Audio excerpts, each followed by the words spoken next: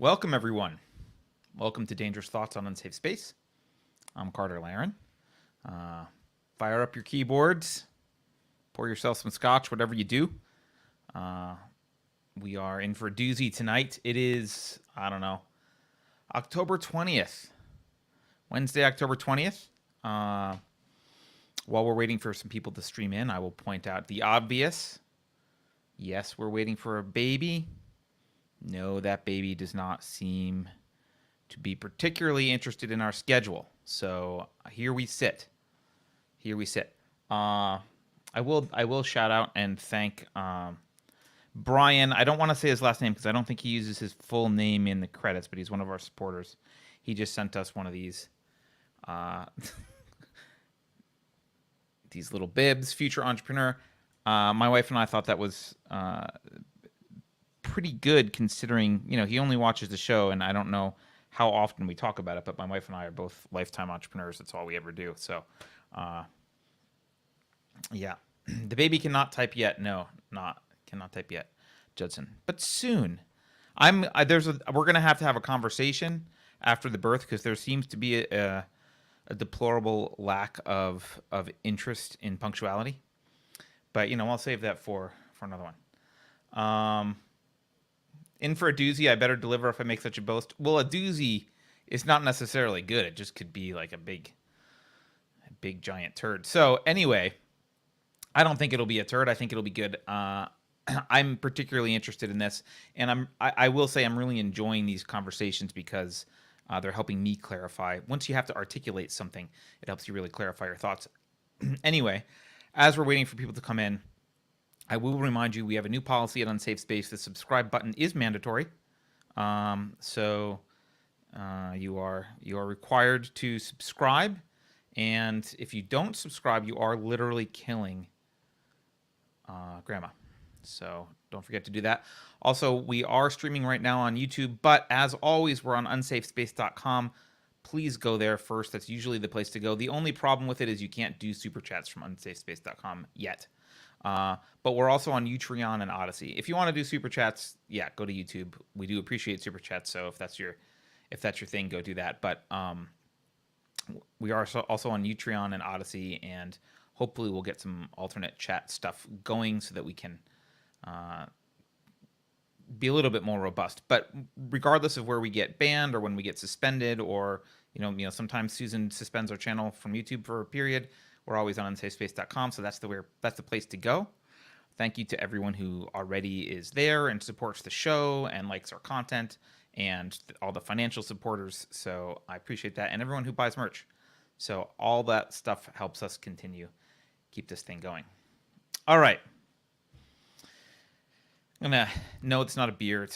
I know it's like a lefty drink, right? It's a yerba mate. I'm like secretly a commie at a yerba mate. I'm embarrassed. What if we already have unsafe space antibodies? That is fake news, Michelle. So I'm pretty sure the science says that doesn't count. So before we jump into this week's show, I want to say one thing about last week, yeah,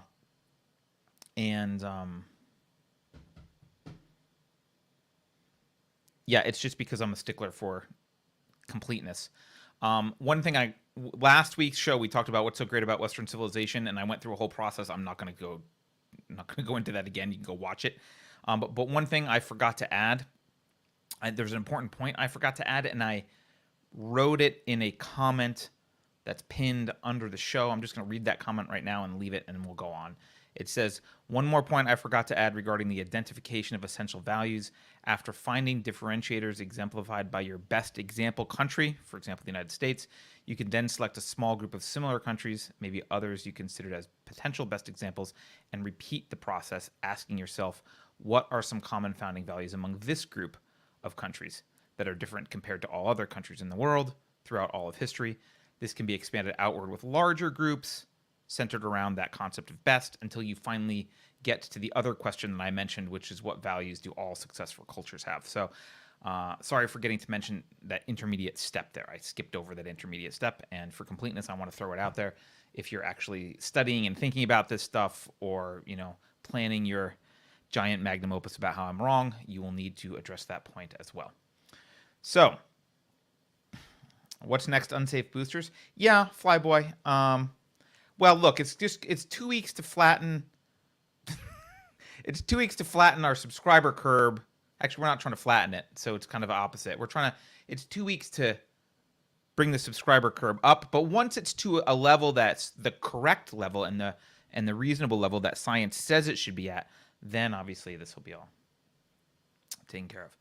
Okay, so tonight's topic is actually it comes from a question that someone asked, and it's actually related to a couple things. The question wasn't related to these things in the news, but they're kind of related, and I just want to point them out so that you're aware of the current state of the financial industry, what's going on at the Feds. The first one is, I don't know if you missed this. You may have seen this. This is a couple, maybe a week or two ago.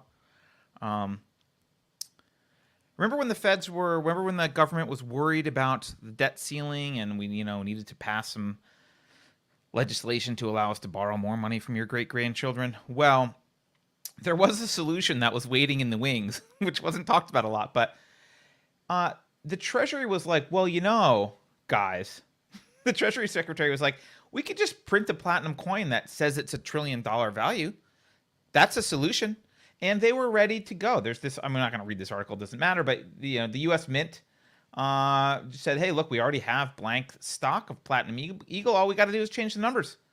So even if Janet Yellen, the Treasury Secretary, has no intention of minting such a coin, there's no reason for her not to quietly instruct the Mint Director to take these steps a day or two in advance. So, after the sky is falling, oh my God, the Republicans are not going to let us expand the money supply because that's obviously the wrong thing to do, so therefore we want to do it. It turns out you can do it. You just they had a backup plan this whole time. They had a backup plan. And the other kind of related thing, and you'll see why it's related in a minute. I'm going to put this on your radar. Not Janet Yellen, Powell, who's Powell? Is she the Treasury Secretary? I guess. Yeah. No, Janet Yellen is I don't know. Yeah. Powell's the Treasury Secretary? I don't remember. I thought Yellen was the Fed Reserve. Maybe Powell's the Federal Reserve. And yeah. Anyway, Powell's the Fed Reserve person. Powell says, he says that they're going to do a report on CBDCs coming soon. They're investigating CBDCs. Just so you know, CBDC is it's a perversion of cryptocurrency. We can talk about it a little bit, but that's something they're into right now, kind of paying attention to the cryptocurrency world. So this is going to bring us to our topic. Well, not our topic. It's a roundabout way to get to our topic, but it's the question that came from Richard. And the question from Richard was, if Bitcoin had existed at the time of the founding fathers, what, if any, difference do you think it might have made? Now, I presume he means in how they founded the country, not, I don't know, technical differences or whatever. So, obviously, I can't answer. No one knows the answer to this. This is all speculation at this, and I'm not an expert at the founding of the nation, but based on what we know, let's review what we know. The two sides of the kind of central banking question at the time were Hamilton and Jefferson. Hamilton was a nationalist. They called them federalists, but today, the proper term is a nationalist, really. He was a nationalist. He was a disciple of a Philadelphia businessman, Robert Morris, who was a defense contractor during the Revolutionary War. And Hamilton agreed with Morris's arguments, points about the need for a strong central government, which was modeled after, I guess, European mercantilism. Because, there's already a lot of states in Europe that had some form of mercantilism, and he wanted something similar, this Morris guy. And And Hamilton, being young and probably the AOC of the founding fathers, he wanted. Sorry, I know that's insulting. Maybe some of you like Hamilton. He wanted a strong president or king as a chief executive. This is the nationalism in him, right? He wanted the federal power to tax and put the public into debt. He wanted to be able to regulate and subsidize domestic manufacturers. I'm sure totally unrelated to his relationship with a defense contractor who made money as a manufacturer. He wanted a big navy to open up and subsidize foreign markets and trade with get foreign American exports out. He wanted national, like massive public works money, and he felt that a central bank was necessary for all that. He thought the U.S. needed cheap credits to do all this, and so you needed a central bank. That was Hamilton's position. Now, on the other side, as you might have guessed, was Thomas Jefferson, famous anti-federalist. Now, Jefferson, by the way, I don't know if you guys saw, New York City is moving a statue. This is an aside. Sorry, I can't help myself. I'm in a mood today. It might be long because I'm just in a mood. I'm going to do old man things like go off on tangents. Do you see that New York City was moving Thomas Jefferson statue? Because he was a slave owner. And there's a little bit of a stink about it. At least they're not destroying it, but they're moving it. This, by the way, is an example to me of something that I think is an important fallacy to notice. So I want to point this out. This is a failure of people to essentialize, right? In this case, I think it's intentional, but this is what I would call a misessentialization. It's an intentional failure to properly essentialize Thomas Jefferson, right? We do not celebrate Thomas Jefferson, but if you don't know, he literally wrote the Declaration of Independence, right? He's one of the most badass, one of the best founding fathers. We don't celebrate Thomas Jefferson as opposed to other people because he was a slave owner, right? There were plenty of tobacco farmers from Virginia and other states who were slave owners, and even plenty that were involved in politics. The essential characteristic that makes Thomas Jefferson worth celebrating, that makes him worth revering, is not the common sins that he shared with other people at the time that were widespread, but the differentiating factor about Thomas Jefferson, which is that he wrote a brilliantly principled document that kicked off the rebellious war against England, and he served as a president, and he was and his role, as I just mentioned, even in the Washington administration, he worked for Washington. He opposed this federal central bank. He was a prominent anti-federalist, and he was one of the key figures in the founding of America, and one of the most principled, despite his errors, which again were common. So to take a figure like Thomas Jefferson and to say the essential characteristic about Thomas Jefferson is that he was a slave owner is just pure hogwash, right? I think it's intentional, but at the very least, it's a gross error. It's a gross error to do that. Anyway, we can move on. So that's what they're doing. So, Therese, you said you like my tangents, but you're older than me. Well, I'm catching up. I guess not. That's not how it works.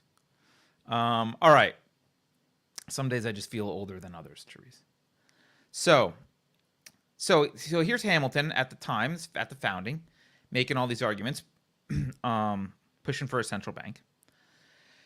And Jefferson, of course. Now, Jefferson, let's look at how Jefferson viewed this stuff. Jefferson was opposed to a national bank in particular, as you might expect. He says the Bank of the United States is one of the most deadly hostilities existing against the principles and form of our Constitution.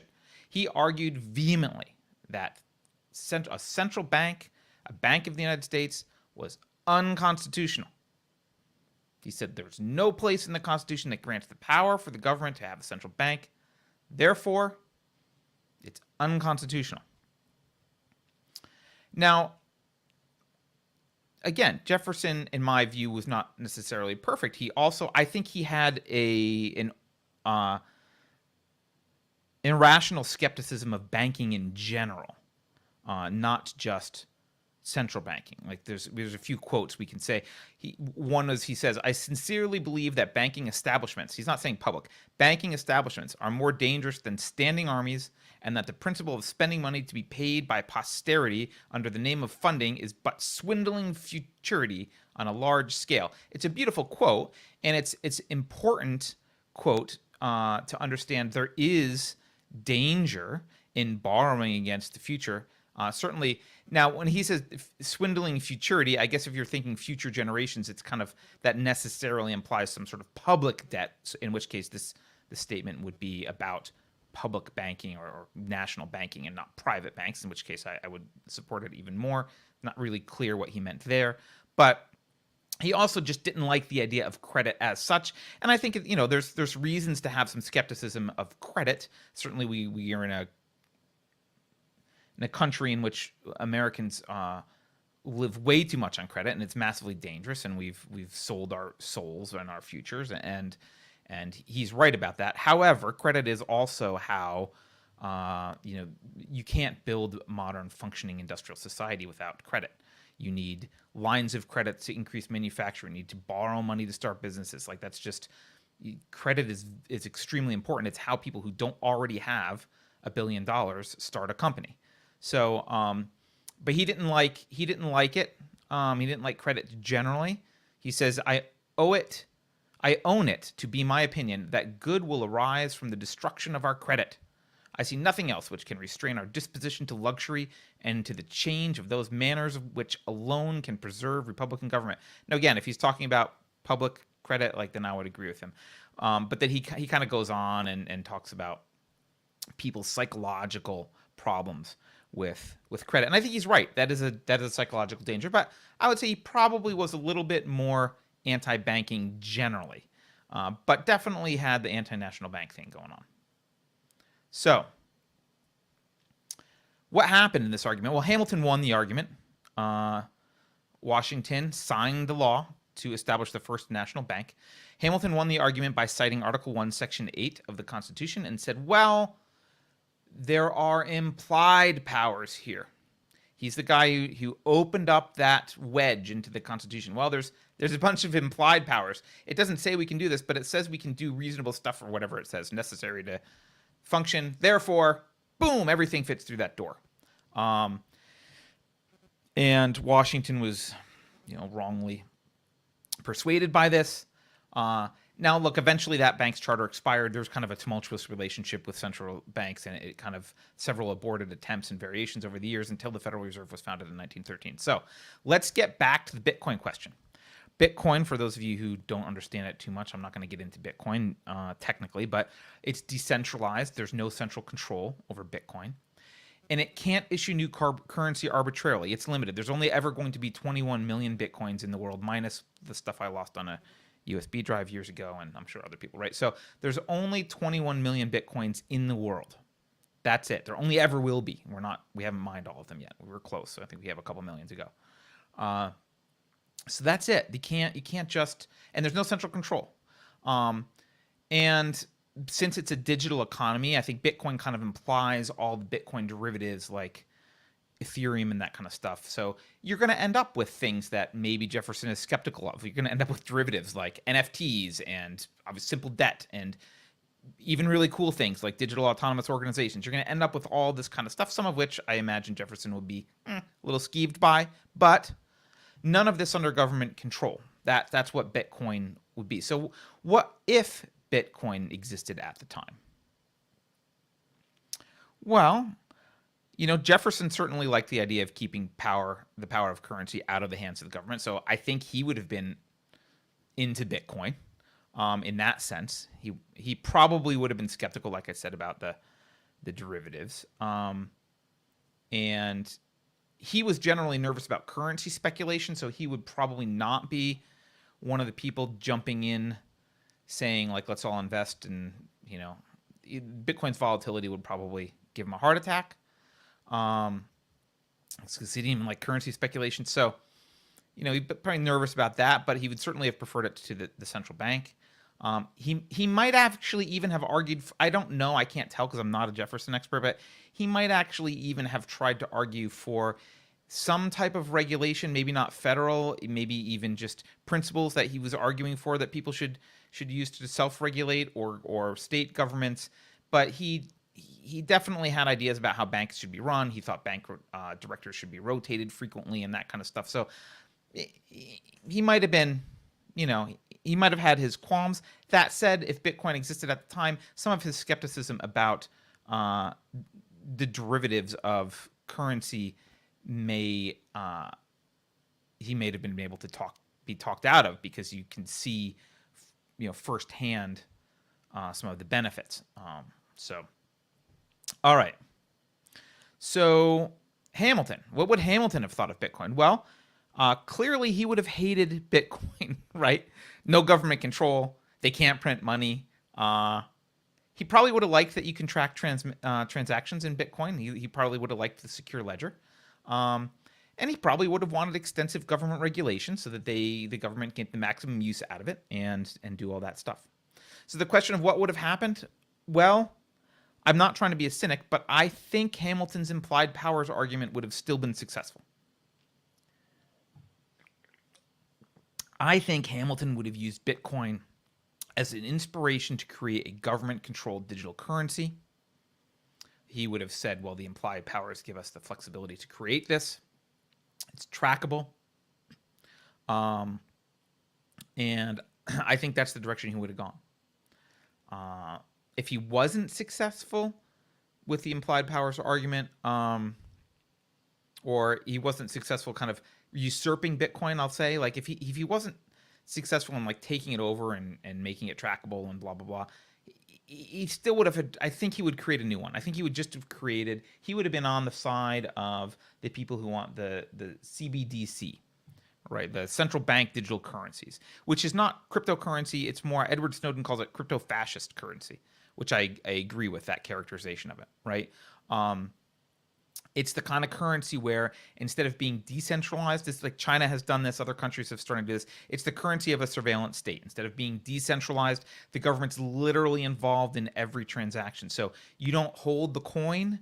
If you go to the store to buy something and the government doesn't want you to buy it, they can deny the purchase because they hold the coin in your name. They instead of disintermediation, which is what you get with actually even paper currency, where there's not a third party involved, you get intermediation. You get a third party, i.e. the government involved. So I think probably Hamilton would have gone down that path. Maybe he would have been successful in his arguments. The only question here is what would have saved us is maybe not Bitcoin itself, but the culture and attitude of people if a Bitcoin economy was already successful and functioning. Maybe you would have a culture of people that were more resistant to interventional policies, interventional monetary policies, and intervention in the economy in general. And maybe in that culture, the Article 1, Section 8 implied powers argument wouldn't have worked in this way. I'm sure it would have eventually worked because there's always reason for someone to drive a truck through that. But, maybe the culture would have been, resistant enough to this kind of stuff because of the Bitcoin culture. But that's about as much as I can think about. Like, I don't know. Obviously, I don't know the answer. That's about as much as I've thought about it. I'm curious to what you guys think. Let me know what you guys think about this, what it would have been. But that's Judson says Bitcoin hit a new all-time high last night. Where is it? I haven't even looked.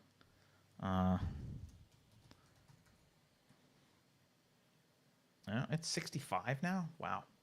Yeah, nice stuff. It's good. All right. So now's the time to roll your sleeves up. We're going to get into our topic tonight. And it's also inspired by a few people who have been wanting me to talk about this. Amoral Pancake, funny username, has commented on this kind of stuff. There he is. Immortal Pancake said, I'd imagine if he couldn't graft off the currency or outright send the taxman to collect it, he would have moved on to Mao-style commodity confiscation so he could sell them abroad. He might have, although, yeah, he might have, although all he would have to do is declare, he would have to just think about what you do. You declare one of these central banking crypto-fascist currencies. You make a CBDC. And then you say, and you imply the powers to tax, which he liked that, right? So you do that, and then you say, in order to pay the tax, you have to pay it in CBDC. That's the form of the tax payment. That forces a market for CBDC because it's the only way you can pay your taxes and prevent men with guns from coming and taking your stuff. Therefore, you have to buy it. Therefore, there's a market for it, which is an artificially created market, and that's how you get that rolled out. I can imagine he would do that. All right. So the topic today, like I said, Beverly wanted me to talk about this. Immoral Pancake talked about this a little bit. Is principles. I want to talk about principles, and I know it's kind of broad, and so therefore, don't worry, we're not going to cover everything there is to say about principles all at once. But let's start. I'm going to go to a little bit different format than normal, but let's start with what we always do, which is the Oxford English Dictionary. Let's take a look at the Oxford English Dictionary. All right. Now let's start by looking. This is helpful sometimes to look at the etymology. The OED has pretty good etymology. And we can see, if you want, by the way, for all these definitions, you can go down. First use of it in this context was here. First use of it in this context was here. You got citations and stuff, but you can get a summary of the etymology up at the top. And it says, French, principe, fundamental concept in a science, origin, source, or rule of conduct. Fundamental source from which something proceeds. So if you look through these, you find that principles did kind of start out as this idea that it's the origin or source of something. The origin or source. And then it kind of later evolved, and then this fundamental truth used as the basis of further reasoning kind of evolved to that. So those are the kind of two themes. It's kind of source, and then it's this kind of fundamental truth. That's kind of where this came from. Now, there's a bunch of different definitions, but if you look at the first, the way OED is classified is there's different definitions, but they kind of organize by theme. So this first theme, definition 1, is in this first theme, which is origin, source, or source of action, right? That first theme, if you look at it, you see the definition very clearly related to this origin source theme. That from which something originates or is derived, a source and origin, the root of a word, now chiefly in philosophy and theology. There's some examples. Now the second sense, I'm going to skip down to the second sense here, which starts with definition 3. The second sense is fundamental truth or law, motive, force. And let's just look at a couple of these because it's helpful to look at, there's some similarities here. 3a, a fundamental truth or proposition on which others depend. A general statement or tenet forming the basis of a system of belief. Primary assumption forming the basis of a chain of reasoning. That's a cool phrase, a chain of reasoning. Okay. If you look at 3c, first principle, we can skip that. In science, we hear this used. A general or inclusive statement about an aspect of the natural world that has numerous special applications or is applicable in a wide variety of cases, frequently with distinguished word or words, right? Okay, so principles of blah, blah, blah, probably, okay? Or whatever, the particular type of principle, right? For a guide to action, this is going to be important as well. A general law or rule adopted or professed as a guide to action. A settled ground or basis of conduct or practice. A fundamental motive or reason for action. A personal code of right action, rectitude, honorable character, frequently in the plural, so principles. So you say he has principles. You mean a personal code of right action. So that's what you're talking about. Now, at this point in the conversation, usually what we do is now I break this into, okay, what's the genus and species, right? I say this concept is part of the broader category of blankety blank, as distinct from other concepts in this category by blankety blank, right? And if you don't know what I'm talking about, go back and watch the show it's called Ducks Are Not Rocks. I talk about definitions in this way, and usually after I go through the OED, that's what we do. But instead, before we do that, I'm going to do that at the end of the show this time. Because before we do that, what I want to do is I want to talk more in depth about what principles are so that we can better understand how the need for them arises, and then we'll place them in the hierarchy. Because I think it's very important, especially because a lot of times in political discussions, it's, by the way, someone just asked if this is live. This is live. Yes, it is live. So, a lot of times in political discussions or moral discussions, people will talk about the world principle, but they maybe don't know exactly what they mean by that. So, because you see a lot of conflicting principles out there, right? Now, I've said this before, but let's just go over this part again a little bit. Again, relatively quickly. Humans are not instinctual animals. Not primarily. I mean, we have instincts, clearly. But we can't live by instinct purely. Right? An animal lives by basically the supervisory process of an animal is pretty small. I mean, there can be some complex calculations going on if it's a tiger chasing a gazelle or whatever, or a lion chasing a gazelle. But the kind of overarching processing is pretty weak. It's basically have an impulse, do it, right? You have an impulse to breed. You have an impulse to fight. You have an impulse to eat. You have an impulse to sleep. Maybe go find a spot under a tree to sleep, but nature guides an animal automatically.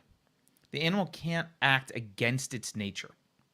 Right? An animal can't decide to self-destruct. It can't say, well, I'm hungry. Right? A lion doesn't say, well, I'm really hungry. There's no reason for me to not get up and eat the gazelle that's right there. I could jump on the gazelle and eat it. There's no negative consequences. I'm just not gonna. I think I look a little bit fat, or I've been, an animal just doesn't have to make that decision.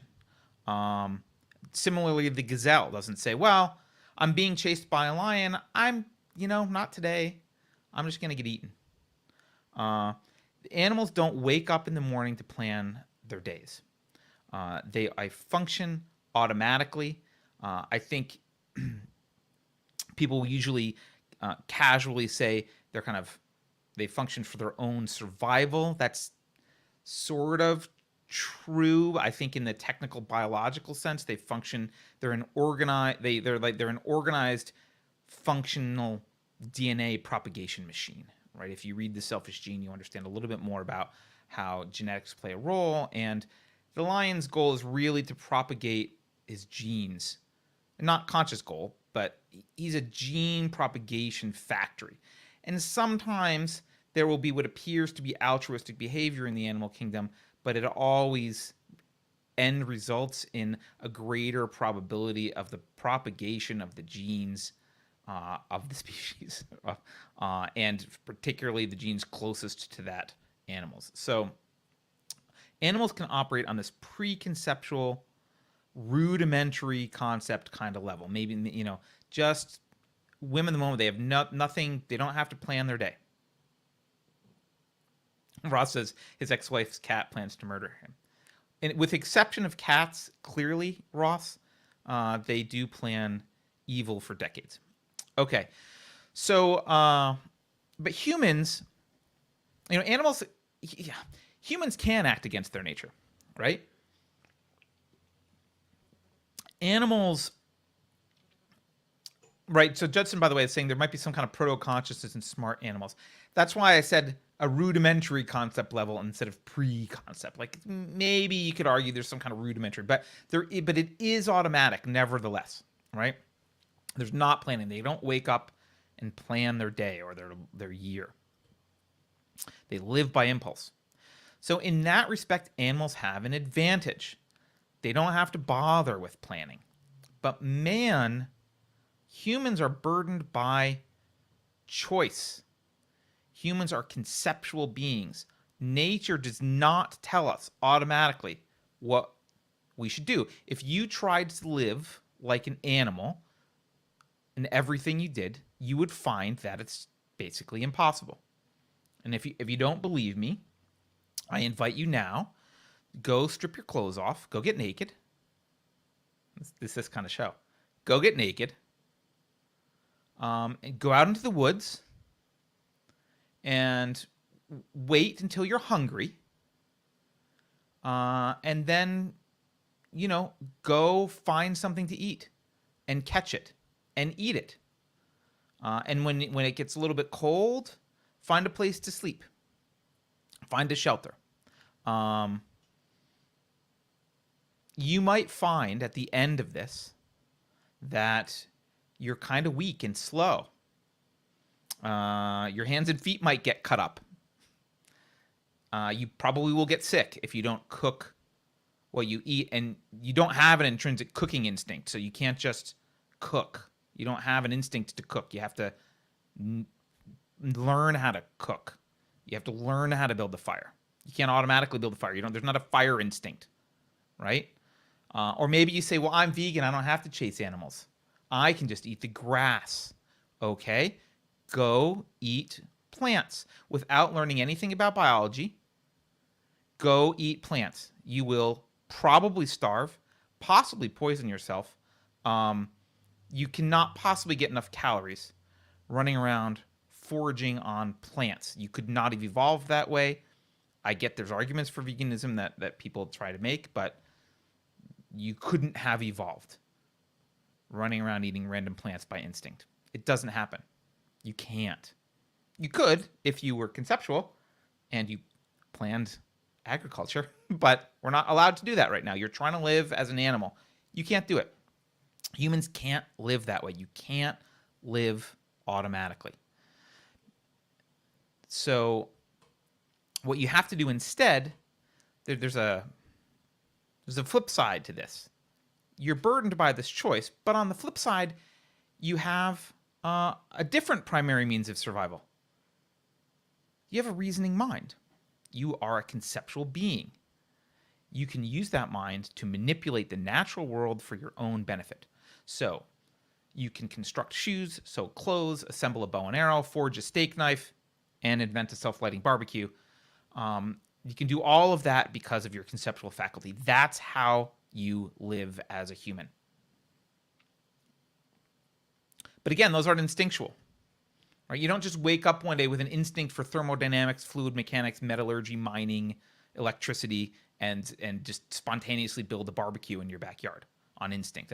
That's not how that works. To do that, you need concepts for fabric and clothing and metal and sewers. You need the concept hierarchy that we've talked about. You need to be able to perform unit reduction, right? You can't carry all these concretes in your head. You need to be able to perform unit reduction. All of that stuff we talk about, this concept hierarchy, all that's your conscious faculty. And your job, as we've mentioned before I move on, your job is to police that factory. I don't know why I said factory. Police that faculty, police that conceptual hierarchy in your head by making sure it corresponds to reality and that it is internally consistent. That's your job because it's a representation of reality. And I am going to go on an old man tangent for a moment because I'm reminded of something. Did you guys see Campus Reform? I think it was them who did an interview the other day. Brilliant way to get people to recognize internal conceptual contradictions. It was I loved it. It was a really good way to get people to recognize that they are holding to contradictory concepts that do not belong together. They're inimical to one another in their same concept hierarchy, and that they don't match. And it does make people feel uncomfortable. And the mettle of a man is whether he says, and brushes it aside, or whether he goes, damn, I need to think about that. And what they did was they went to, I forget what school it was. They went to a school and some college, and they interviewed people about racial and ethnic diversity quotas in schools. Should your school have racial and ethnic diversity quotas? And everyone, at least everyone that they showed, I mean, I don't, edited, who knows, but everyone that they showed on the video was supportive. Yes, we need this. We need these quotas. Are a great idea. Blah, blah, blah, blah. Okay, great. And they even talked in terms of principles. Well, yes, diversity is very important. Diversity is a principle. I don't know if they used the word principle. And then after these people said all that, then the interviewer said, great. Now, shouldn't we apply it to your sports, to your football team? Or I don't know. Shouldn't we apply it to your sports team? I think it was their football team. And you could see every single person who had said in the past, yeah, this diversity is a value. Blah, blah, blah. Every single person, you could see the wheels like just in their brain. You could just see broken. You could see it in their eyes. And some of them brushed it aside. Some of them, you could see the evasion. By the way, evasion is the sin of cognition, to use the Christian phrase, the sin. Evasion is one of the ultimate sins of cognition, right? Those are the bad people. The bad people are the ones who saw that and went, I'm not going to think about it. F you, brush it aside. Stop making me think about this. The better people kind of stopped and went, gee, you have a point. They didn't necessarily agree, but they at least admitted they needed to think about this. This was a contradiction, and they needed to think about it. They hadn't thought about it in that way. The contradiction became apparent to them, and it bothered them, and they were willing to do some work on it. All right. Anyway, that's my aside. All right. Before I move on, I'm going to answer one super chat. I'll Fight You Naked says, I'm happy to hear you're having a new person. It's a thankless job, but so full of possibilities. I don't think it's thankless, but it is full of possibilities. So you don't get a lot of thanks early on, but you don't do it because you want thanks. That's not a reason to have kids. You're not popping out slaves so they can worship you.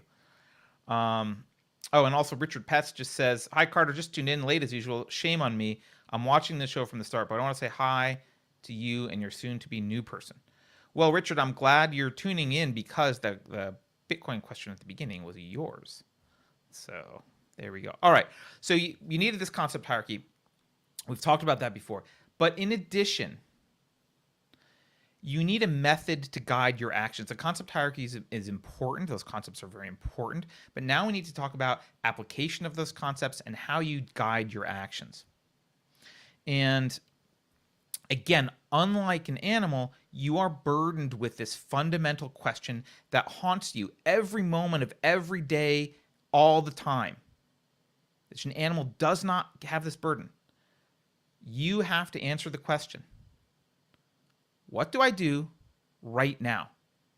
If you're living on instinct, you don't have to answer. You just do it. Feel like this? Do it. Done. Right? But you have to answer, what do I do right now?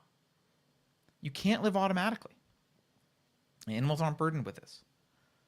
But as I mentioned, you have this great advantage over animals that far outweighs this disadvantage. This is an annoying disadvantage, I guess. But the reason you have the disadvantage is precisely because you have this hugely powerful weapon. The weapon comes with the requirement that it's used, right? It replaces your instincts. It replaces your instincts as the thing you can rely on. But so it's much, it's much more complex, but it's way more powerful. And that's this conceptual faculty that you have. It's your reasoning mind. So it's in this conceptual faculty that the answer lies. This is where you find your answer. What do I do right now? And there's a concept that's relevant here. This is my shout out to A Moral Pancake, because Moral Pancake mentioned this. He offered a useful way to think about long-term planning in terms of the concept of causality. So I want to shout out. Unlike an animal, you are able to understand how your decisions that you do now, things you're doing now, affect the future. You can plant a seed and water it and tend to the garden and know, at least with some level of confidence, if you plant a bunch of seeds, that some percentage of those seeds, if you do these things, will grow. You can plan your decisions, you can plan your actions to affect future outcomes. You can understand how your decision to act now affects your life in the future. And that is powerful. Not only can you do that, you must do that. Because your future result that you want to live depends on your current actions. You can't, like I keep saying, you can't just instinctively be like, oh, I feel like doing this. You can't do that. You have to plan if you want a result. You must use your cognitive faculty in that way.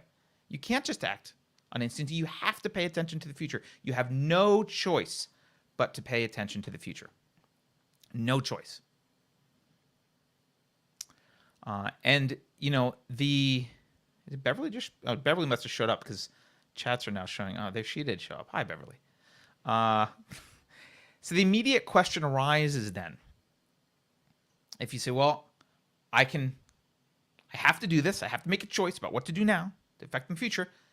There's an immediate obvious question. What's the next question? I wish this was an interactive. I wish actually we could do this in real life, because it's way better to have this as a conversation. And not half of you are 5 minutes late in the show anyway, so even the chat is a little bit slow. I think one of the obvious immediate questions is, well, what do you want in the future? What's your goal? Right? Because if you want to make a bologna sandwich, that's very different than if you want to invent the atomic bomb. Those are two different things that you want to do. The actions that you take are dramatically different. So you have to say, well, what goal am I wanting to achieve in the future? That affects what I do now. And I'm going to use an example just for fun, because I watched this show Cobra Kai because Carrie told me to, which I'm really enjoying. So let's use an example. Now, again, I want to point out, I'm talking about principles generally. We'll get to moral principles and the broader kind of way that people use the word principle. But right now I'm talking about any kind of principle right now. So let's talk about Cobra Kai. I don't know if anyone's seen this, but if you've watched Karate Kid, you probably know enough to be able to follow this discussion. And if you haven't watched Cobra Kai, go watch it. It's great.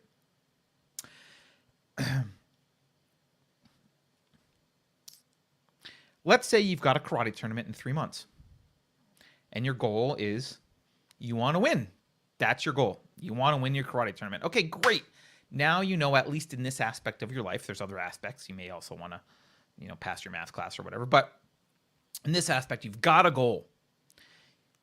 You want to win the karate tournament. Now, presumably, you will start studying if you haven't already. I mean, if you started 3 months out, you're not going to win, but it's Hollywood world. So presumably, you're now going to study karate. You're going to start practicing fighting, and you're going to study karate. And you don't approach your study of karate without some basic concepts to start with, right? You don't stand in front of your opponent and randomly gesticulate, and then after a couple minutes be like, did I land any points? And did I do anything illegal or lose any points? That's clearly not how it goes. You come in with concepts. If that's what you do, that's not practicing karate. That's just being spasmodic. So you can't even begin karate without concepts. And that's because you need unit reduction, right? You can't possibly comprehend all the things that your muscles and stuff could be doing. You have to think in terms of this is a fist. This is a punch. I'm not going to do it right now, but this is a punch, right? These are these things. There are different types of punches, right? And you have your concepts that are circumscribed into particular movements. So there's offensive things, so kicks and punches and elbows, and there's defensive things. There's side steps and blocks and whatever. But you can't you couldn't possibly, I think it's obvious, you couldn't possibly contemplate all of the millions and millions of possible movements that every muscle in your body could possibly make at any given time. You need to classify them. Like, should I punch? You don't think, should I flex this and then this and then this and then that and then do it in this way and turn my hips? And like, that's, you have to, that's a punch concept done, right? Now, and of course, within each of those things, you've got, a kick isn't just a kick. There's a roundhouse and there's a front kick and there's all different kinds of things. So now let's assume you practice all your movements and you can execute all of your movements well. You can do beautiful side kicks and beautiful roundhouses and back kicks and, spinning roundhouses and all sorts of stuff. You're still not going to win the tournament. That's not enough. Why? Well, just like you can't possibly comprehend all the possible movements you can make with your muscles and analyze each one at any given point. You need those concepts. Just like that, you also can't put those movements together and win a fight without some concept related to action and response. Right?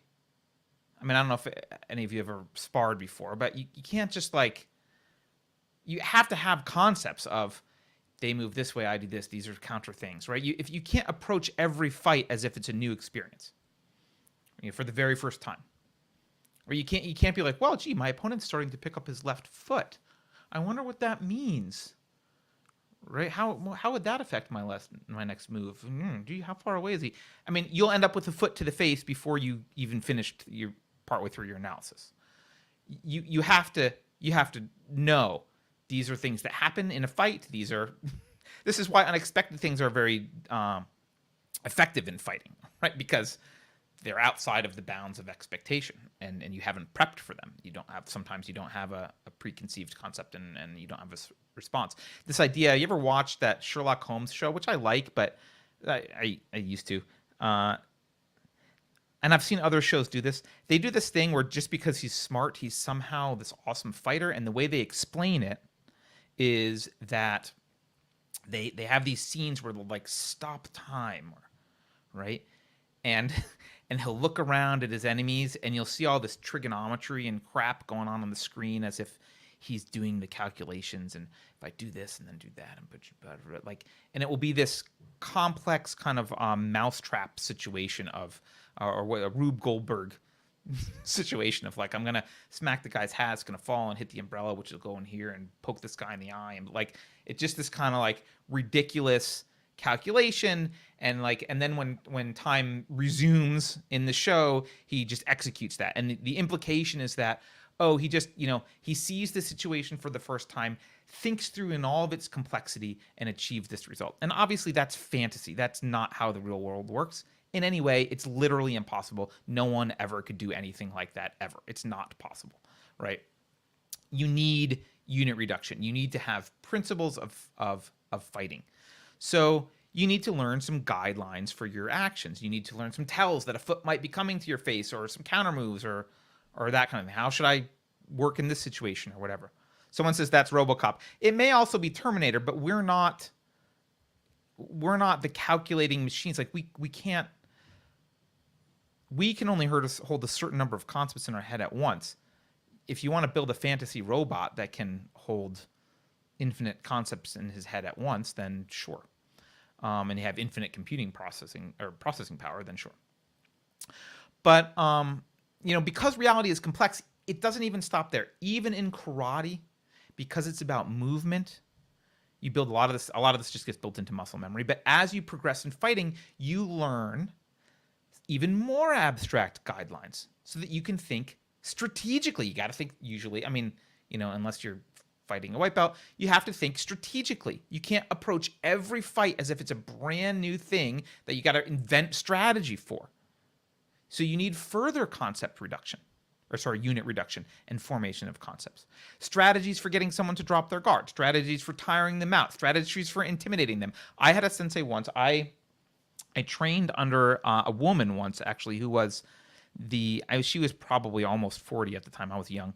I was in my 20s. She was the I don't know how many times over in a row in years, but she was the worldwide female heavyweight bare knuckle fighting champion. Like she was bad. She was badass. She could kick the ass of all the 20-something black belt guys in the class. Hefty heavyweight woman.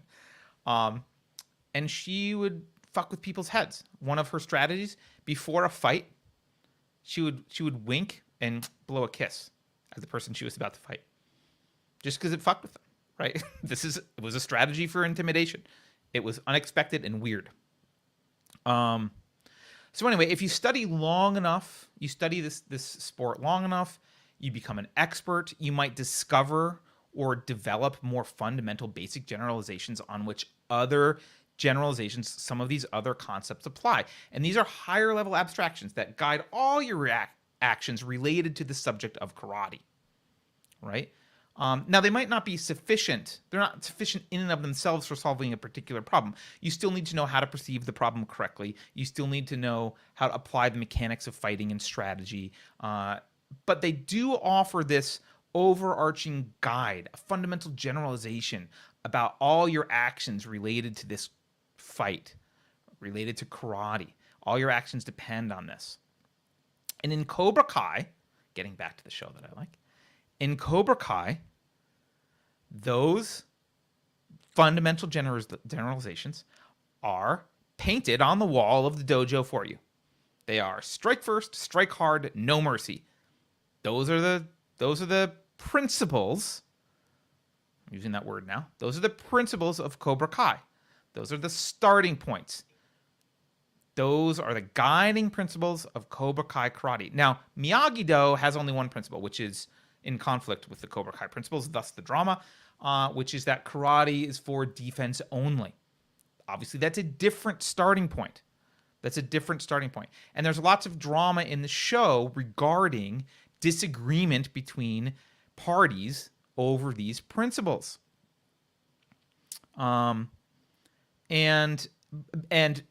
actually, I think both parties start to question whether those principles are complete and correct in relation to tournaments, in relation to real life. They kind of start questioning what's the scope of this, right? So that's part of the drama of the show. Now, we can clearly look at this as outsiders. We can clearly look at the show and, let's say, the Cobra Kai principles. And we can say, well, whether or not those principles belong in a dojo or whether they belong in a tournament only, but not other places, but they're, or war, maybe they belong in war. They're clearly not great guidelines for life in general. That's clearly not what they're good for. Did she blow me a kiss, you man? Yeah. Then I got my ass kicked. All right.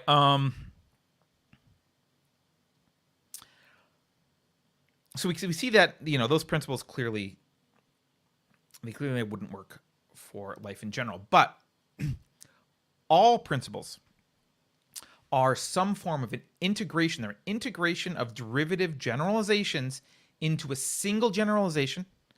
And they're of this form.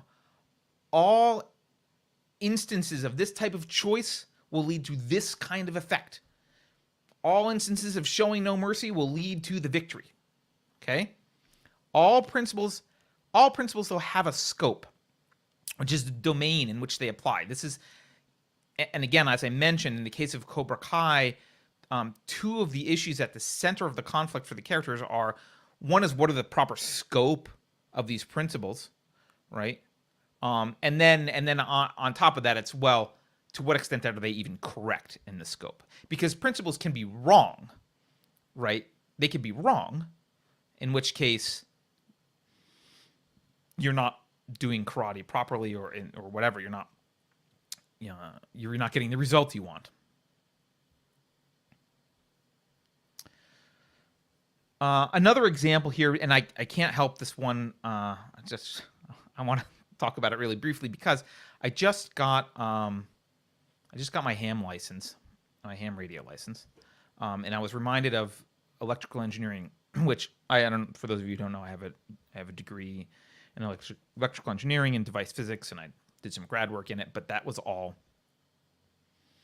God, I don't know, 25, 30 years ago. It's a long time ago, right? So I'm kind of rusty. But I want to point out that principles are not unique to morality or these large generalizations. They're everywhere, and their scopes can be limited. Their domains can be limited. So, in the case of electrical engineering principles, they don't appear to be about human action as much, because we're talking about natural science, but they are still about human. They do guide our actions with respect to implementation of the science of electrical engineering.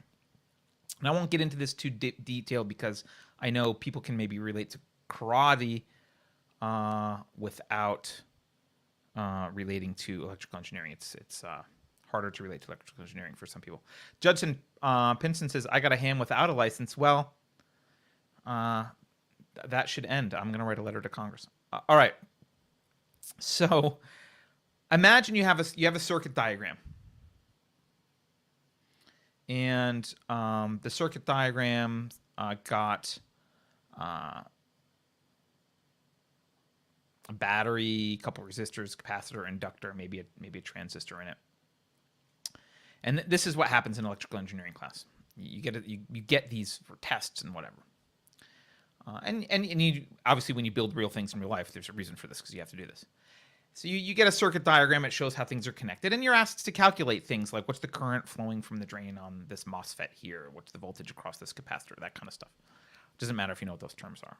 You're asked to perform some calculations based on the flow of electricity. Now,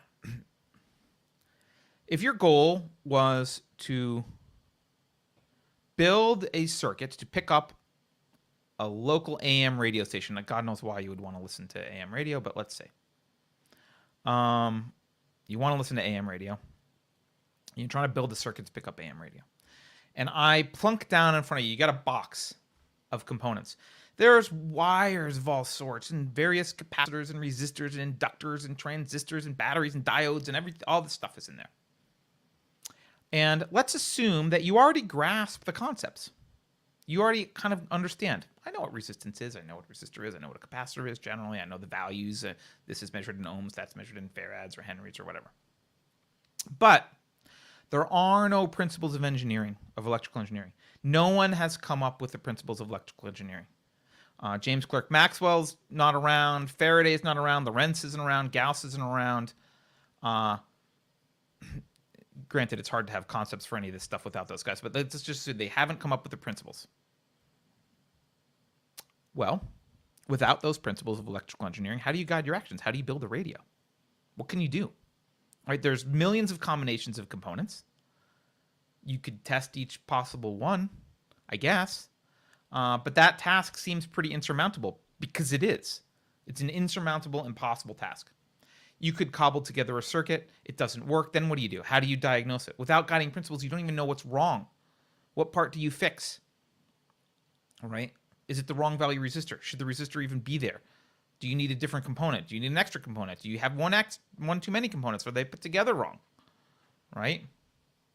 And by the way, you're probably doing that. You're probably going to destroy some of the components in your box along the way, because you don't grasp the concepts of how those things go together. You're probably going to blow something out.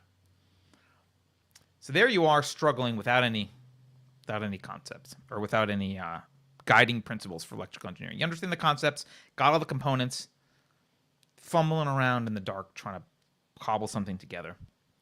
And two people approach from the distance. One of them is John Dewey, pragmatist, instrumentalist philosopher. And the other is James Clerk Maxwell. And you ask the old guy, you ask Maxwell first. They were contemporaries, but Maxwell's older. You ask the old guy first, although he died young. Doesn't matter. You ask the old guy, he says, look, what do I do? And he says, well, hey, coincidentally, I have these 4 basic principles of electromagnetism. I think you should check them out. They might help you, man. You should check them out. I've determined these principles can be used to guide the entire field of electrical engineering. Whenever you're doing anything like this, doesn't matter what circuit you want to build, these principles always apply. Cool. And And so maybe you say to John Dewey, hey, what do you think? And John Dewey says, well, I don't know, I don't think principles actually say anything about reality whatsoever, and there's no truth or falsehood in anything Maxwell is saying. That's not how concepts work. And of course, Maxwell proves him wrong, right? He's like, oh, they do work. He puts the radio together for me using these principles. Suddenly, I'm listening now to NPR or whatever the crap is on AM radio. And let's I guess Dewey's forced to admit at that point, well, I guess sometimes these things turn out to be useful instruments, but don't go around telling people that you've discovered any kind of truth about reality. Sorry, guys, I got to run. I'm going to go build the foundation of the American school system. So in this case, that's the end of the details there. So in this case, there are principles. They are necessary, but their scope is very limited. They're the principles of electromagnetism. That's it. That's all they are. And all principles have a scope. All principles have a domain in which they apply. But again, all principles are integrations or derivative generalizations into a single generalization. So you have all these generalizations, and they're integrated into single generalization. That's what principles are. And they're all of the form, this type of action leads to this type of effect, right? So, for example, you can take Maxwell's equations, and if you have two equal resistors in parallel in a circuit, that they'll split the current between them. Not that you guys care, but that applies to all resistors, any current, any parallel configuration. The resistance will be split by proportionally. And I'm using a specific case because I'm using DC current, but still, it's a special case of Maxwell's equations. It's a special case of the principles. So they work very broadly. Generally, they are applicable to everything within their domain. Now,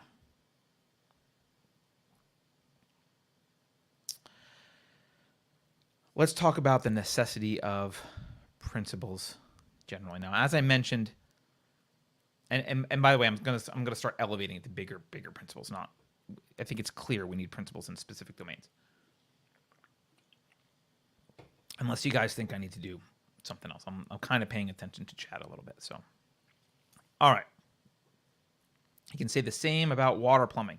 Water plumbing is often used as an analogy to teach new electrical engineers about current flow. Okay.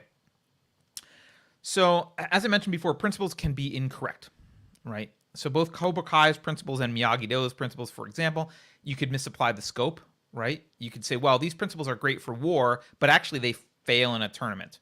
Or they're just plain wrong. Like you could have principles for something that are, the principles of palm reading. Well, that's not a thing. Right? I mean, if it's just entertainment, it is. But if you're expecting to be able to predict your life based on palm reading, being like, it's just wrong. The principles are just wrong. You can have incorrect principles. Now, because you have to pay attention to the future to achieve your goals, because you can't act on instinct, you must have this longer term view, right? Any goal, radio, building, tournaments, but also your career, your family, right? And because the cognitive task of considering all possible courses of action and all possible results, things that could happen, things that might happen, things you might do in response to things that could or might happen, things that might happen in response to what you did to something that might or could happen. All that can be taken ad infinitum. The complexity grows exponentially very quickly. And the task, as I've said many times, the task is impossible without unit reduction. We need some way of identifying the essential characteristics of certain kinds of choices that lead, when implemented, to certain types of results. Because without that, you are lost. You can't analyze the totality of all of the possible options in front of you. You can't function. You couldn't possibly make rational decisions without principles. Every decision would be a crapshoot. Every decision would be a Russian roulette. You'd just be stifled, not able to make a decision. So no one functions without any principles, and I'm going to use a small p for this, whatever, without any principles whatsoever. No one functions that way. No one. Right? Obviously, everyone uses domain-specific principles, electrical engineering or karate, right? And a common mistake actually is that people don't understand that their principles are domain specific, and they try and apply them incorrectly to other aspects of their life and get themselves into all sorts of trouble. But everyone at least uses some domain specific principles because they could not possibly live without them. But as for general principles of action, now we're trying to elevate this a little bit. As for general principles of action, principles with broad scopes that encompass generalizations that apply to living as such, life principles. That's the sense that we need to elevate the discussion and talk about those kind of principles. And many people, most people, I think, function at best with a haphazard set of ersatz principles, false principles.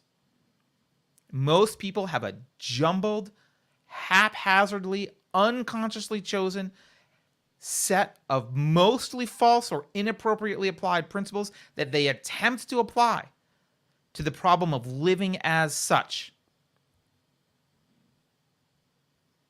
And like I said, most of these are unconsciously obtained through assimilation. Right? The culture around you, things people say and do.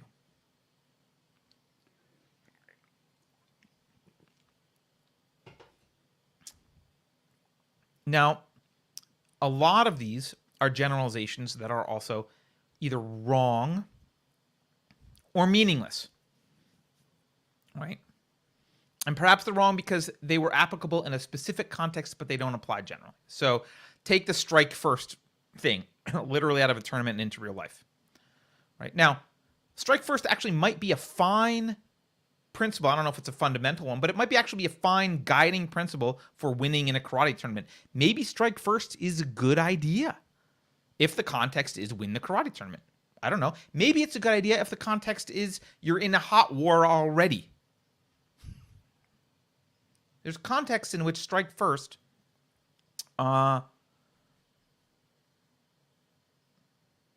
is a fine principle.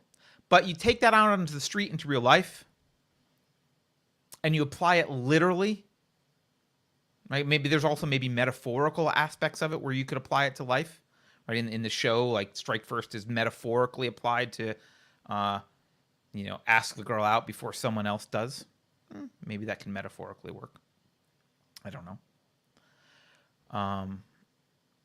But if you apply it literally and you come up to some guy on the street and he gives you an evil eye and you're like, well, I better strike first because he might fight, you'll get arrested, as you should. Or you could apply no mercy to your marriage and see how that goes. Right? Maybe no mercy is a fine thing to do in a hot war with an evil enemy that was intent on your destruction. Like, maybe that is a great principle. Probably won't help your marriage, right? Or apply it to your kids, right? I'm the kind of dad who shows no mercy. Probably not a great parent.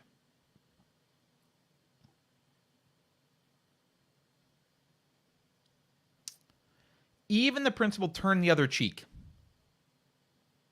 Try and apply it universally as a guideline. It won't work. Now, sometimes people miss, the context is incorrect. Just for aphorisms that people use, like absence makes the heart grow fonder. Right? Well, so do we never see each other then? Like this, it's not a useful. There's a context in which that's true. There's delimits. There's like demarcations around that, right? The heart growing fonder, is that your goal? Do you want to live a life pining away for someone, or do you want to actually be with them? So, and look, the other reason I think that sometimes you see, there's probably multiple reasons, but the ones that sprung to mind, another reason you see generalizations that are wrong or meaningless are because a lot of times they're just based on floating abstractions, that are obtuse and therefore just meaningless. They just sound good. They make you feel warm in your tummy for some stupid reason, right? Be nice. That sounds nice, but it doesn't mean anything, right? Better safe than sorry. Not all. What? Not always. It doesn't mean anything. What's the context? What are you talking about? That's not a principle. That's not a. I mean, you can't be against mask mandates and say better safe than sorry. Like, oh man, we all better go into live in little bubbles. Better safe than sorry. Curiosity killed the cat. Like, okay, so we'll never discover anything or take any risks. Like, some of the stuff just doesn't make any sense. They're cute little aphorisms that people use at their disposal to justify some emotional impulse they want to do. They're not principles. They're just rationalizations. They're just justifications for something, an unprincipled action. Ian Soforth writes, people not profits. Right. By the way, that's also a great example of a clear contradiction in someone's concept hierarchy internally, right? People, not profits. If you have a concept hierarchy in which you believe people and profits are at odds with one another, you are wrong. You've made an error in your integration. You need to rethink. Ty G says, curiosity also killed Gary Webb and Seth Rich.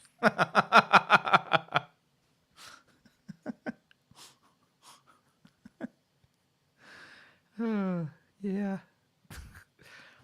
So usually these kind of ersatz, these false principles, usually they're in contradiction with one another. And either they are used just to do this emotional justification, this rationalization, or people attempt to resolve the contradictions between them through pragmatism, which I should probably do a show on how much I hate pragmatism someday and why it's wrong. But pragmatism is the abandonment of principles. It's the argument that principles are unnecessary, that you can simply try and see what works. I'm going to try this thing and I'm going to pragmatically weigh the outcome.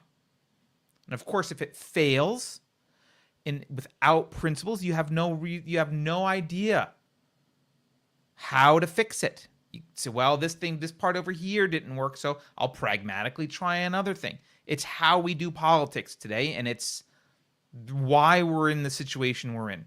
And it's how bad ideas get in. So they attempt, when they find these ersatz principles and they see that there's a contradiction between them, they often just turn to pragmatism. And pragmatism amounts to, what do I feel like doing? Absent any guiding principles. All right, I'm going to try this thing, and now it didn't work. There's a bunch of things that could have been the cause, or a bunch of ways I could potentially fix it, right? Well, we set the price of something as a government, and that caused these other problems, so now we need to add another regulation, now we need to do this. Like, that's how you get that kind of behavior.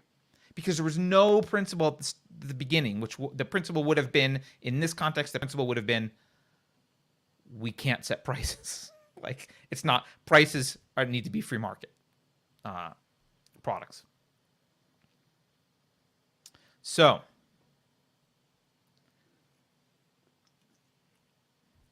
let's get to the definition of principle in this context. I would say, let's put it in a category. The concept of principle belongs to the broader category of a generalization. A principle is a kind of a generalization. That's what it is. But it's not just any generalization. It's distinct from other generalizations in that it's a kind of generalization upon which other generalizations depend, and it's over a particular domain. The principles of principles of electrical engineering or whatever, or electromagnetism, right? They're generalizations. A bunch of other generalizations depend on those generalizations, and they cover the entire scope of a domain. So, I know we're going long today, but I think this is important. So, and I enjoy this. I don't know if you guys enjoy it. At least some of you do. All right. So now let's talk about moral principles. I'm not going to get into. I'm not going to try and derive moral principles. That's yeah. I'm not going to get into what they are, but I'm going to try and set you down the right path in terms of the domain of moral principles, the scope of where they apply. They are broad, but they're not all encompassing. They won't help you build a ham radio, really. The goal here is not to build a circuit or a karate tournament. In terms of moral principles, what is the goal? Why do we talk about morals and philosophy? What's the goal? Well, the goal with morals is pretty explicit. The goal is life. Life is our standard. Right? Like, as I said, an animal doesn't need to set that standard. He functions for his own life automatically. But humans need to set the standard by which they're judging. They need to answer the question, how should I act? And how should I act implies for what purpose? What is the purpose?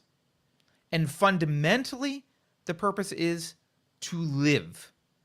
Now, I assume that life is your goal. If you're not interested in living, there's plenty of ways to kill yourself. Enjoy. Don't bother entering the discussion about morals and philosophy because the rest of us don't care. We want to live. So humans, when you talk about morals, and you're talking about finding moral principles, it's the purpose that you're setting, the goal that you're setting is life. That's your goal. The animals don't have to set it. It comes automatically. You do. You can choose death as your purpose if you want. It's not right, and I don't think it will go well, but animals, someone says animals love drugs too. Sure. Right. Animals have their faculty is automatic. They're not burdened with this choice, but it doesn't mean that they always automatically make the right choice. They automatically make the choice that they're programmed to make to support their own life, but you can obviously trick them. You can feed them something that tastes really good that they will automatically eat that will kill them. Yes, that's absolutely true. It doesn't mean they'll always succeed, but they never have to make the choice. Now, if you're interested in living, the time span, that we're talking about, you have to pay attention to the future with principles. If the goal here is not a karate tournament or building a radio, but the goal is my life, right? I can't just look at the immediate moment. I can't just look at the next 2 weeks or 2 years or 2 months. I need to look at a really long time span. I need to look into the future. And when it comes to morality, the time span is the totality of my life. The whole thing. The long time span. And I don't think there's much of a difference between, like 5 decades and 6 decades. You're not going to really make very many different decisions and come to different conclusions. But it's the totality of your life. The time span is incredibly long. It's not a week long. It's not a week. It's not a month.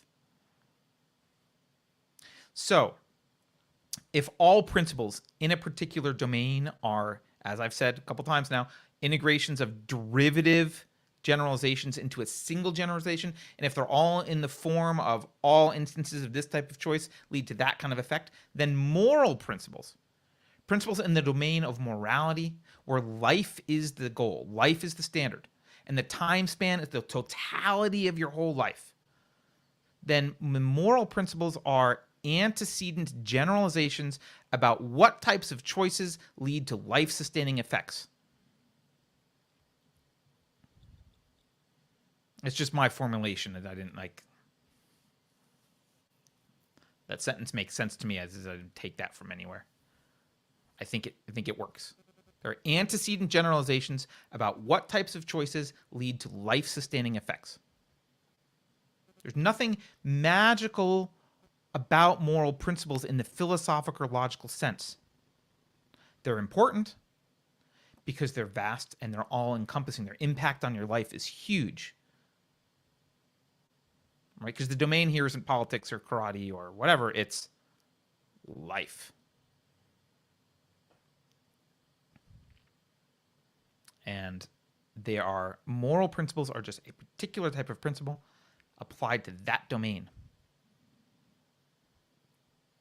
which is why they're vast. Now, I'm not going to even pretend to try and derive any principles for life here, but I am going to, let's look at an example of what does and does not count as a principle in terms of scope and breadth. This should give you an idea of what I'm talking about.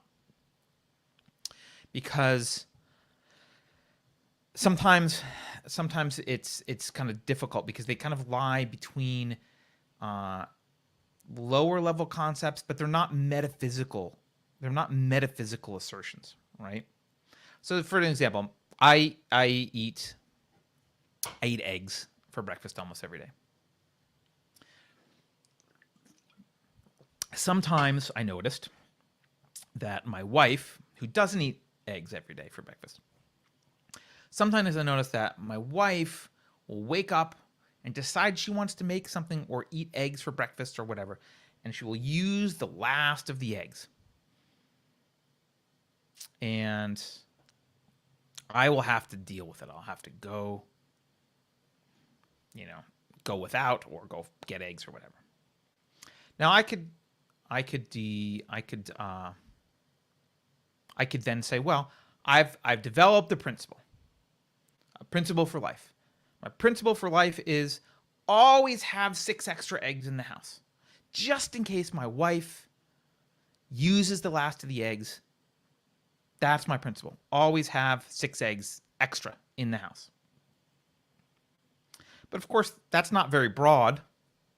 It's nowhere near an all-encompassing thing.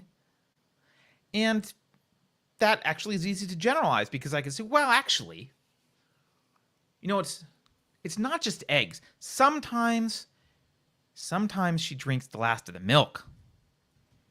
And worse, once in a while, she eats the last of the bacon, which is horrible, right? So I could expand this and say, okay, well, I need to expand my principle. It's not just eggs. It's all food needs to have some extra. So, well, actually, it's not just my wife. Sometimes my daughter has the last of something too. So I need to expand it. Well, okay, I'm going to generalize. Well, now it's actually, I have enough of all the food so that if anything is important to me that's part of my regular routine, I need to make sure I have enough of it that anyone in the house, my wife or daughter. And actually, it's not just about eating food, right? Living with people, if you'll notice, for those of you who are out of their mom's basement, living with people involves things being out of your control. Okay, well, so it's not just eating food, it's a whole bunch of stuff. If I'm going to live with someone, there's going to be things that happen out of my control in the house. And I need to plan for those and make sure that they're not too upsetting, right? If she eats the last of the Doritos, maybe it's not a big deal. But maybe the last of the eggs, if that's all I ever eat for breakfast, is a big deal. I don't know. And of course, it's not just them, it's anyone in the house, as I mentioned. And it turns out, if I generalize more from that, it's not just the house, it's anywhere. Anywhere I am. At work, there's going to be people who, do things that I wasn't expecting or don't get things done on time or whatever. When I'm dealing with people, it turns out, actually, I have to plan for contingencies. Things aren't always going to be in my control and work out the way I want them. That's broader. And it's not actually even just people, because that happens in every aspect of nature. Every aspect of dealing with nature, sometimes things are out of my control and go wrong. And so from all of this, I can step up to a much more broad principle that I could say is more of a life principle.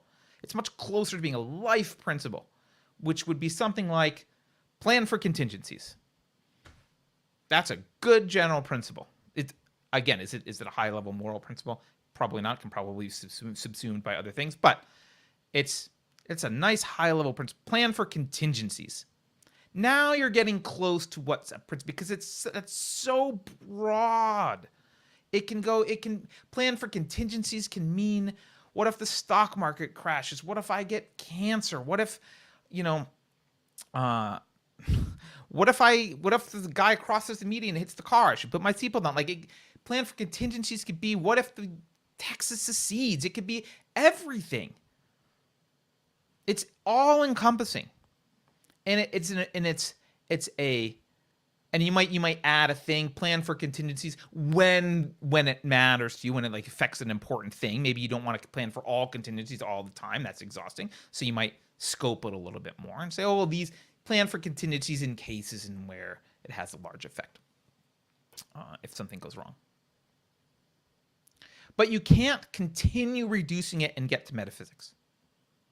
You can't continue reducing it and say, well, I'm just going to reduce plan for contingencies to effects have causes. Now you're just that's just a metaphysical statement. Effects have causes. It's true. It's a true metaphysical statement, but it's useless. It's very difficult to apply that. So when you're looking for broad principles, what you're looking for, broad principles of life, you're looking for principles as broad as possible while retaining their application to action. If you reduce them to metaphysics, if you reduce your principle to A is A, that doesn't tell you much. It doesn't guide you. What you want, again, what you can hold in your mind at any given time is a very small set of concepts. You want a relatively small number of principles that you can hold on to that's like, oh, these are some guiding actions. It's not 100 that I have to remember, and it's not one, A is A. It's something I can remember that applies to my actions. It's a smaller set that applies to my actions that are clearly applicable, that are broad enough that I can apply generally. And in a particular case, obviously, I can drill down further if I need to.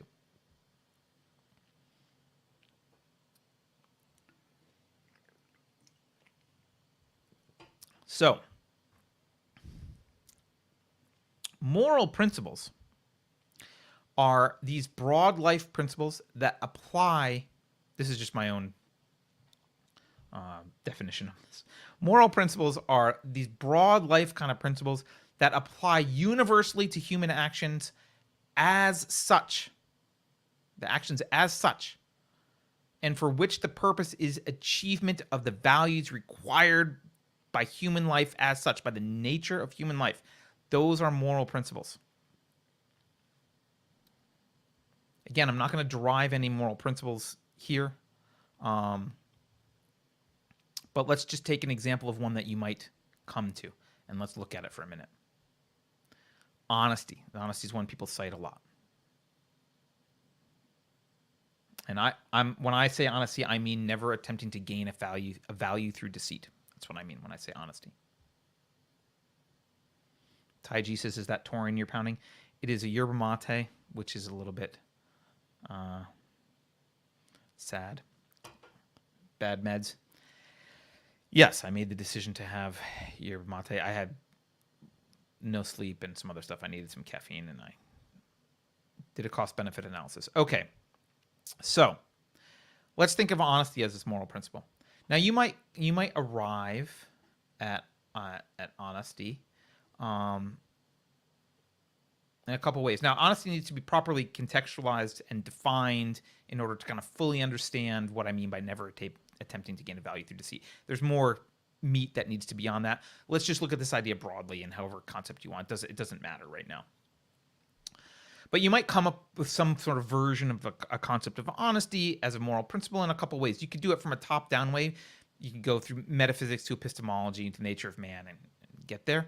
Or you could go from bottom up from observation. You should arrive at the same answer. If you go top down, you might notice that, hey, life depends on cognition, human life, and fidelity. That fidelity to reality, that integrity is crucial to your cognition. You need to have cognition that is ruthlessly adherent to reality and fidelity to reality. And you might conclude that fracturing your cognitive integrity by intentionally severing it from reality, which is what you do when you lie, even just a little bit, undermines your primary means of survival. And I mean, we're not going to go into how all this, but you might then conclude ultimately actually lying is not going to be worth it. Honesty is not going to be worth it. It's going to give you a bad result in the end. Or, which I think is more common for people, you might see a bottom up. And you might say, okay, well, you might simply look around. And you might notice, well, when you were on that first date that time and you told her that you liked pineapple pizza, which is obviously a lie, what did it lead to? Well, first of all, there was a psychological disconnection there because you didn't feel authentic, right? And then actually it turns out you had to miserably get pineapple pizza for the next 6 months because you were dating in inauthenticity, and she kept buying you pineapple pizza. And then when it kind of came out, you kind of got sick of the pineapple pizza or whatever. She figured out you didn't like it. And she suspected you didn't like it. It started to undermine her trust of everything else you said, and you kind of felt fake, and she felt you were a little fake. And okay, it wasn't good. These aren't huge results. These aren't huge but it's kind of problematic. And you might look back and say, in retrospect, I just should have said, I don't like pineapples on my pizza. You're welcome to have pineapples on your pizza. We can get half and half pizza. Although pineapples are so toxic that they just contaminate the entire table. But that's a separate issue. You might look back and say, well, that time you lied to your spouse about the one-night stand that you had 10 years ago, it actually destroyed your marriage and heaped more misery on yourself by trying to keep it for 10 years than it would have if you just came clean. It made your life more miserable. It made her life more miserable, which would make your life miserable and by extension, because no one living with a miserable person is miserable. And because you're lying at that point, you're constantly trying to keep this secret. It provides distance. It provides emotional distance. It necessarily provides distance. And also, I was talking to Beverly about this the other day. You also have to constantly police your lie. It takes cognitive resources to constantly police. What if this happens? What do I say about that? Blah, blah, blah, blah. You might notice that. You might notice that when you told your friends you voted for Biden because it was uncomfortable to tell them the truth, you didn't want to say that you didn't vote for Biden. You felt a little bit more distant and alone from your friends. You lost some connection. Your friends started talking more about how great Biden is because they assumed you're on their side. They expected you to chime in. That kind of further isolated you, kind of forced you to either continue to lie and chime in or maybe not, and not be part of a conversation and feel kind of awkward and isolated. They eventually maybe suspect that you just didn't really mean it or didn't say it or aren't really on board. They kind of figure out that you lied maybe because you were embarrassed. Maybe they don't.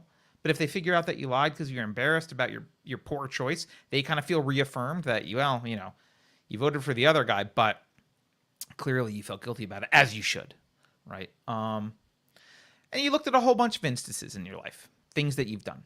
And you added up all those instances and thousands like them because you watched what other people did, not just your mistakes, but other people's mistakes. And you drew an inductive conclusion. You said, you know what? Actually, attempting to gain a value through deceit in the long term doesn't work. It isn't worth it. It's a bad idea. And that leads you to conclude maybe honesty is a moral principle. Maybe that's a moral principle. I've not just proven that. This is an outline of how that process might work and how moral principles are connected to this long-term cause and effect view that can guide your life. I do happen to think that honesty is a foundational moral principle, but I haven't shown you that here. I'm just going to give you a sketch.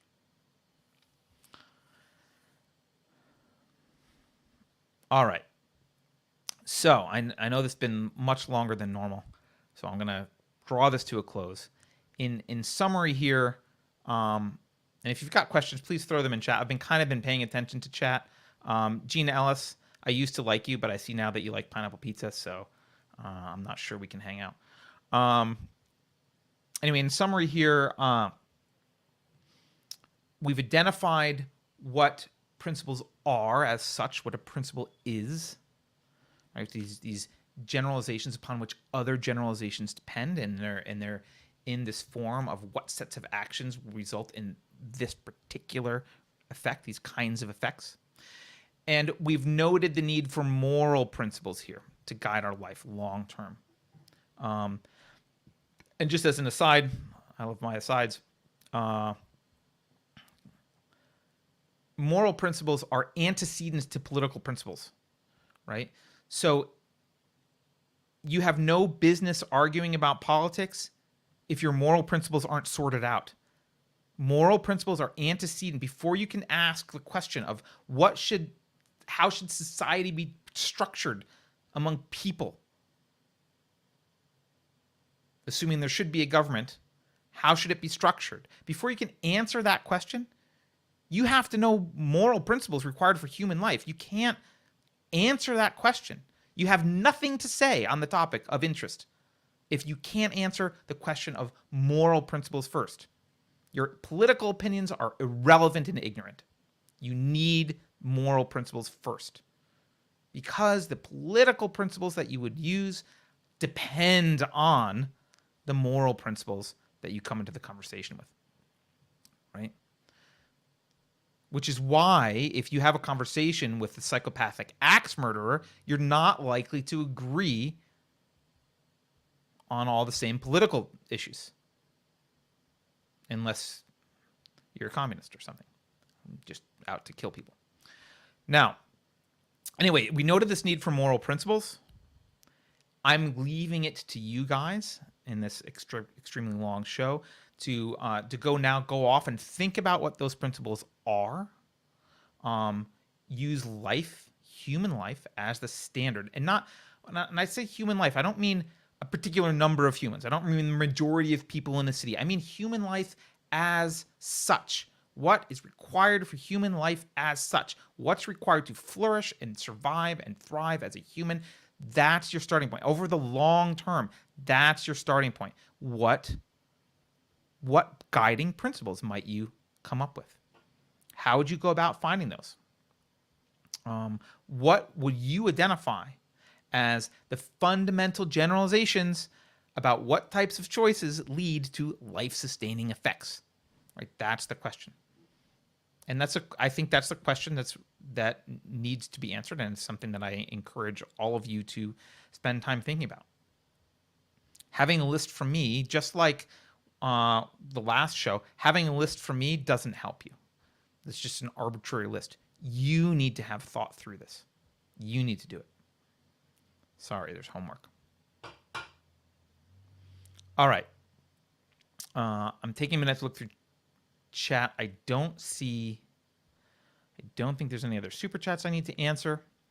Maybe we should make super chats mandatory. No, I don't think there's any super chats I need to answer. I don't see any big burning questions from the chat.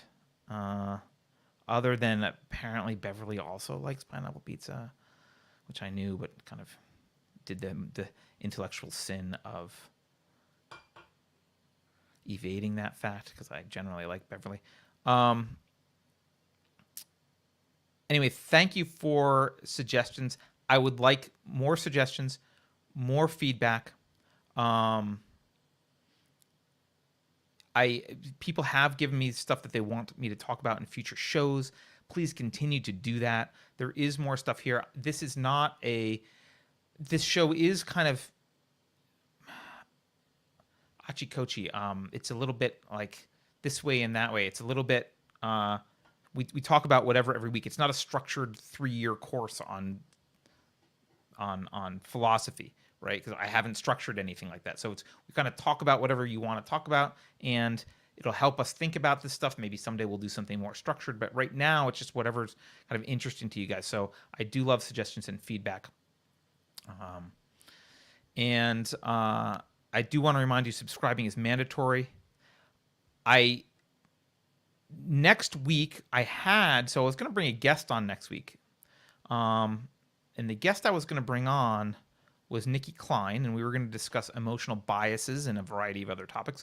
The reason I was going to bring her on there's a bunch of reasons, but one of the things I like about bringing her on for that particular topic is her existence triggers a lot of you. Like, her existence triggers emotional biases in people all the time. She could say 2 + 2 is 4, and people will be like, "You're a cultist," right? And they can't listen to what she has to say, which I think is very interesting because I think that is a mistake, and some of what she says is probably wrong. But it's not because she's anything that you don't like. So, and she's really good at talking through this stuff. So I was going to bring her on for next week. Probably won't do a show next week, guys. Given the baby situation, probably there will not be a Dangerous Thoughts next week. If I have time, I'll try and pre-record something and throw it out so it can be there. But I'm going to push her to the following week. So we'll probably have her then, and we'll talk about emotional biases. And we are scheduled to have some other people in the future. James Lindsay wants to come talk about Marcusa, and so we're going to get into a variety of topics. But that's what's going on with the show for now. I want to again thank everyone who supports the show financially and just by liking and subscribing. So yeah. Special thanks to all of you. Remember to go to unsafespace.com. Stick your email in there if you want to support us and buy merch and all that kind of stuff. Now, before I go, I'm bad at remembering to do this. Beverly, is there anything else I need to talk about before I end this show? Is there anything I'm forgetting? Is there any, like, we have a show coming up I don't know about? Maybe tomorrow we have Great Reset and I'm supposed to push it. I don't know. So if there is anything, Beverly, get your ass into here and say it. Otherwise, have a good night, everyone. I will possibly be around on Friday, but here's Beverly. You have something to say? What do you got? We might have Great Reset. It's kind of up in the air, but that's it. We might have great. Okay. Thank you, Beverly. All right. We might have Great Reset. You probably heard some echo and reverb there echo because I wasn't prepped, but yes. Thank you. So anyway, I might be back on Friday for Kofefi break, but I might not be. I almost certainly will not be around for Dangerous Thoughts next week. But love these conversations. Really do appreciate the emails, comments on YouTube, all that stuff. I want to know what you guys want to talk about, and I want to hear your feedback because sometimes people are like, "You're wrong. You forgot this," or blah, blah, blah, whatever. That's all really good, and it helps us all. So that said, have a good night, everyone, and I will see you later.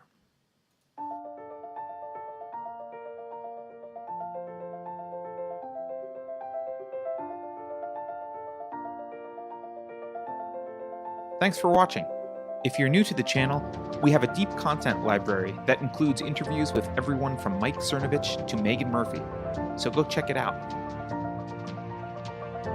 If you'd like to see more, please consider supporting the show by visiting unsafespace.com/donate. You can find us on all the major social media platforms, at least for now, and you can find a community of like-minded individuals on our Unsafe Space chat on Telegram. See you there.